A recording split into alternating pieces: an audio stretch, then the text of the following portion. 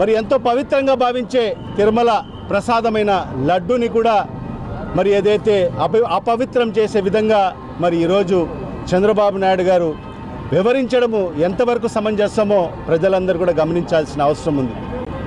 మరి ఆ లడ్డు రాజకీయం ప్రజలకందరికీ కూడా తేటతెల్లమైంది. మరి గత ప్రభుత్వంలో జరగలేదు అనేది ప్రజలకందరికీ కూడా తేటతెల్లమైన తర్వాత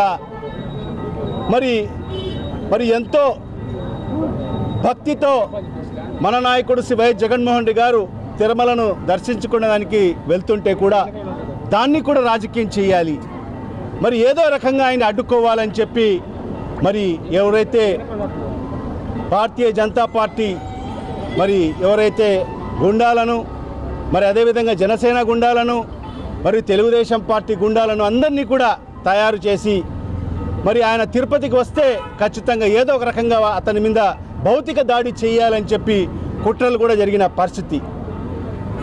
మరి మన నాయకుడు అవన్నీ కూడా గమనించిన తర్వాత మరి ఖచ్చితంగా అక్కడ law and order problem create అవుతుందని చెప్పి మరి తన పర్యటన కూడా విరమించుకున్న జరగడం జరిగింది. ఈ రాష్ట్ర ప్రజల శ్రేయస్సుకు ఆలోచించి మరి అది కూడా విరమించుకోవడం జరిగింది. మరి తర్వాత కూడా మరి దాని ఆ తిరుమలకు దర్శించుకుంటే మరి ఇంకొకటి తెరపైకి తీసుకురావడం జరిగింది, డిక్లరేషన్ సమర్పించాలని చెప్పి. మరి ఇవాళ నేను సూటిగా మరి ఈ మీడియా ముఖంగా మరి ఎవరైతే పెద్దలందరూ కూడా చెప్తున్నారో డిక్లరేషన్ ఇవ్వాలని చెప్పి మరి వాళ్ళకందరికీ కూడా నేను సూటిగా ప్రశ్నిస్తున్నాను. మరి ఈరోజు జగన్మోహన్ రెడ్డి గారు మొదటిసారిగా మరి ఏదైనా తిరుమలకు దర్శనం చేసుకుంటున్నారా? మరి ఇప్పటికే 10 సార్లు ఆయన దర్శనం చేసుకోవడం జరిగింది. మరి ఎవరైతే బీజేపీకి సంబంధించిన నాయకులు ఎవరైతే మాట్లాడుతున్నారో మరి వాళ్ళకు కూడా నేను చెప్తున్నాను, మరి మీ ప్రధానమంత్రి నరేంద్ర మోడీ గారు మరి తిరుమల దర్శనానికి వస్తే మరి ఆయనతో పాటు మరి మన ముఖ్యమంత్రి హోదాలో మన జగన్మోహన్ రెడ్డి గారు ఆయనతో పాటు దర్శనం చేసుకోలేదా? మరి ఏదైతే హోంమంత్రిగా అమిత్ షా గారు మరి తిరుమలకు దర్శనానికి వస్తే మరి ఆయనతో పాటు ముఖ్యమంత్రి స్థాయిలో జగన్మోహన్ రెడ్డి గారు దర్శనానికి వెళ్ళలేదా? ముఖ్యమంత్రి స్థాయిలోనే కాకుండా ప్రతిపక్ష నాయకుడిగా కూడా మరి ఆయనకు మరి ఏదైతే వెంకటేశ్వర స్వామి మీద ఎంత భక్తి అంటే మరి ఆయన పాదయాత్ర ప్రారంభించేటప్పుడు మరి ఆ రోజు తిరుమల దర్శనం చేసుకొని మరి ఆయన పాదయాత్ర ప్రారంభించడం జరిగింది. పాదయాత్ర ముగింపు చేసుకొని కూడా మరి ఇంటికి కూడా వెళ్ళకోకుండా నేరుగా తిరుమలకు వచ్చి మరి వెంకటేశ్వర స్వామి దర్శనం చేసుకొని మరి ఇంటికి వెళ్ళిన పరిస్థితి.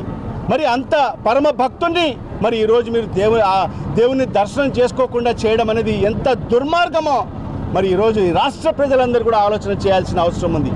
మరి ఇంత నీచమైన రాజకీయాలు చేసే వ్యక్తి ఎవరన్నా ఈ ప్రపంచంలో కాదు ఈ భూమిపైన ఎవరన్నా ఉండాడంటే ఒక్క చంద్రబాబు నాయుడు మాత్రమే. ఎంత నీచానికైనా దిగజారుతాడు రాజకీయాల కోసం. ఆయన స్వార్థ రాజకీయాల కోసం ఆయనకు మేలు జరుగుతుందంటే మరి ఆయన ఏదైనా చేసిన తప్పు అది కప్పిపుచ్చుకోవడానికి కోసము మరి ఇంత నీచానికి దిగజారిన వ్యక్తి ఈరోజు చంద్రబాబు నాయుడు. మరి ఇవన్నీ కూడా ప్రజలు గమనించాలి.